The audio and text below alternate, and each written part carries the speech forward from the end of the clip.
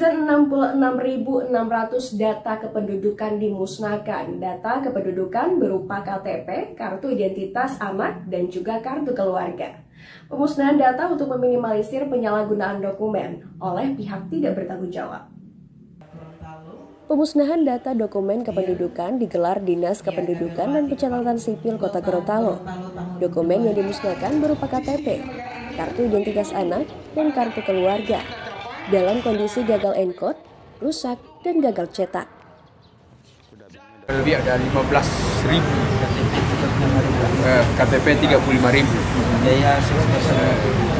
Ya sampai 9.000 lebih KIA, kemudian ada luar kartu keluarga 15.000. Jadi banyak sekali. Ini diharapkan dengan adanya pemusnahan ini sehingga tidak ada lagi penumpukan dokumen yang tidak berguna, kemudian penyalahgunaan dokumen yang sudah tidak valid lagi. Apalagi kalau ini digunakan di kepentingan politik misalnya untuk pencalonan. Waduh, ini sudah ada 35.000 KTP, dia tinggal bikin ini, langsung dukungan ini perorangan. Makanya sesuai dengan amanat Permendagri itu kita musnahkan pada hari ini.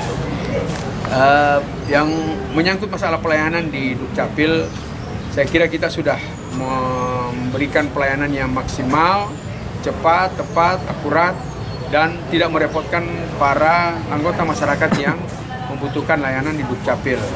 Bisa melalui berbagai aplikasi yang kita sudah lakukan, sehingga masyarakat makin lebih mudah. Dan paling tinggi lama waktu yang dibutuhkan dalam rangka untuk pelayanan satu dokumen di Dukcapil itu paling lambat 1 jam kalau dokumennya lengkap dan tidak terjadi gangguan jaringan internet.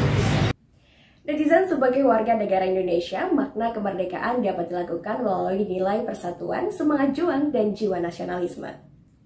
Pernyataan ini disampaikan Wali Kota Gorontalo Marten Taha pada apel Korpri dalam rangka hari ulang tahun ke-77 tahun Proklamasi Kemerdekaan Republik Indonesia.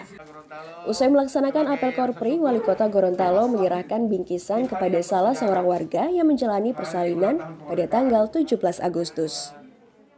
Pasti yang terpatri dalam setiap hati sanubari warga negara Indonesia harus mampu memperjuangkan nilai-nilai persatuan, kesatuan, nilai-nilai kemerdekaan, kebebasan, dan lain sebagainya.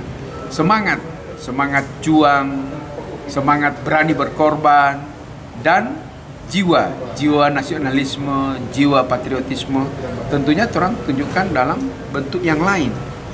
Misalnya bagaimana bisa membangkitkan ekonomi, bagaimana kita bisa melakukan pembangunan, bagaimana kita bisa memberikan pelayanan yang baik kepada masyarakat dan sebagainya. Oleh karena itu, kami jajaran pemerintah Kota Gorontalo pertama memperingati menyemarakan hari ulang tahun kemerdekaan ini. Saya telah mencanangkan sejak tanggal 1 Agustus dan nanti seluruh kegiatan rangkaian baik kegiatan olahraga, kesenian, sosial, keagamaan, dan kegiatan-kegiatan pemerintahan lainnya kita selenggarakan dalam rangka untuk menyemarakan hari ulang tahun kemerdekaan ke-77. Netizen untuk memeriahkan hari ulang tahun Proklamasi Kemerdekaan Republik Indonesia ke-77 tahun, Inspektorat menggelar sejumlah kegiatan lomba. Lomba fun bike, lomba fashion, dan lomba masak diikuti oleh seluruh staf Inspektorat Kota Gorontalo. Untuk menjalin hubungan kebersamaan antar staf Inspektorat menjadi latar belakang digelarnya lomba. Hal ini diharapkan dapat diimplementasikan dalam pelaksanaan tugas masing-masing staf karena Inspektorat mengutamakan kerja tim.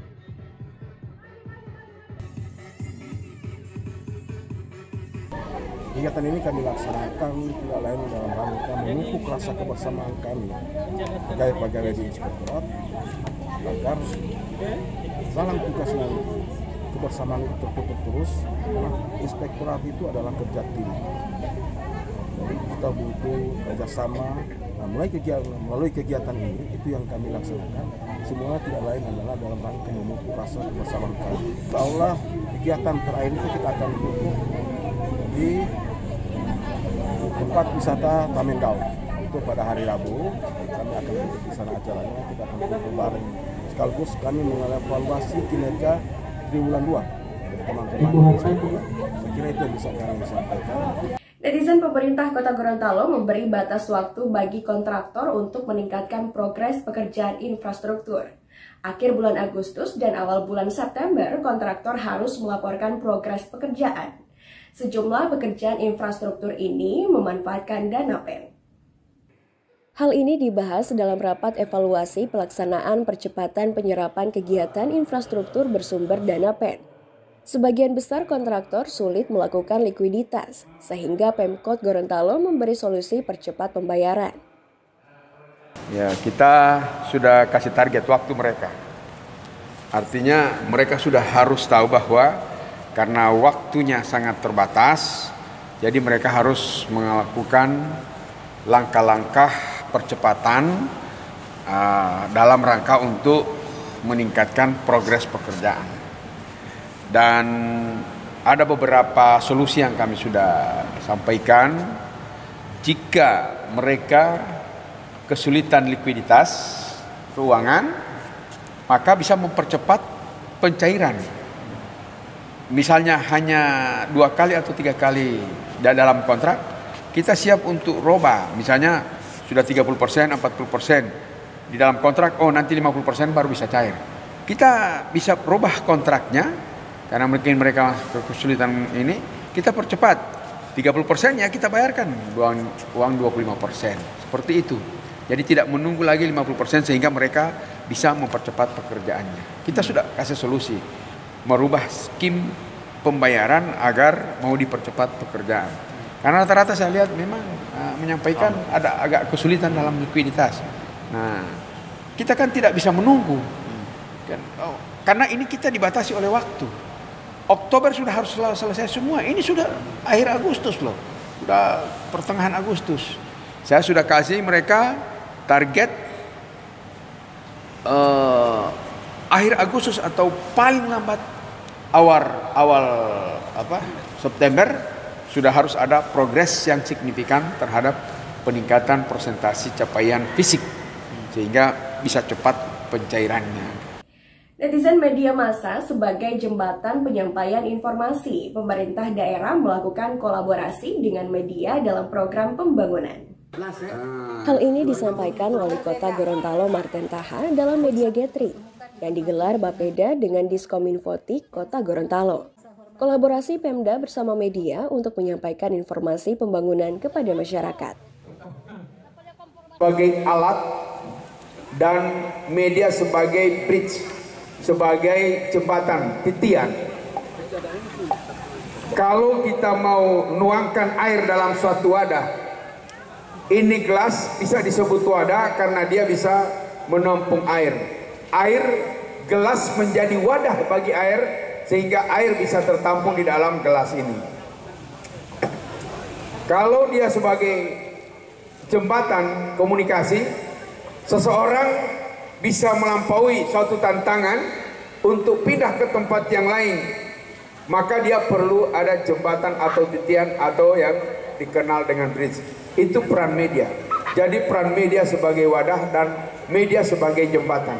Apa yang dibuat oleh pemerintah daerah bisa diketahui oleh masyarakat karena ada yang menyampaikan sebagai jembatan media untuk menyampaikan ke masyarakat. Apa yang menjadi kekurangan dan kelebihan seseorang bisa diketahui oleh khalayak kalau ada yang menyampaikan menjadi jembatan.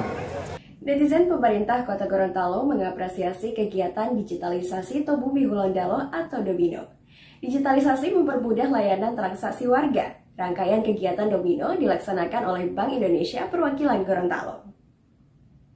Digitalisasi Tobumi Hulondalo atau Domino.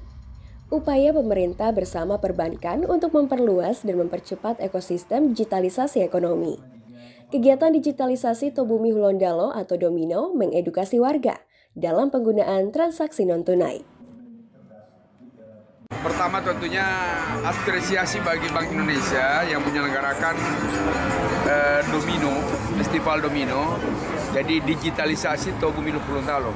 Ini adalah sebuah gerakan di mana upaya pemerintah bersama-sama dengan BI untuk memperluas dan mempercepat ekosistem digitalisasi perekonomian di Kota Gorontalo. Jadi sistem pembayaran dengan menggunakan digitalisasi ini sudah sangat penting dan sebuah keniscayaan sekarang. Transaksi-transaksi baik yang dilakukan oleh pemerintah daerah, pemerintah pusat maupun oleh masyarakat dalam hal ini UMKM, dan di dalam pembayaran dan transaksi apa saja itu sekarang sudah harus dibiasakan untuk melaksanakan digitalisasi atau dengan pembayaran non tunai. Nah, sekarang yang paling top dilaksanakan dengan digitalisasi Tol Pemilu Gorontalo ini yaitu sistem pembayaran melalui skim KRIS. KRIS adalah Quick Response Indonesia Standar yang digunakan oleh semua merchant. Kita mau beli apa saja pasti itu akan ada barcode di situ, QR code-nya, kemudian kita bayar dengan sistem KRIS.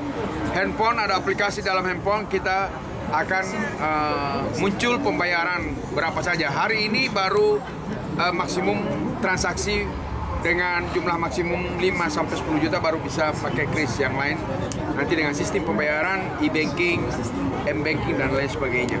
Netizen, demikianlah kilas sepekan Kominfo TV. Saya Jumawada pamit undur diri. Assalamualaikum warahmatullahi wabarakatuh dan sampai jumpa.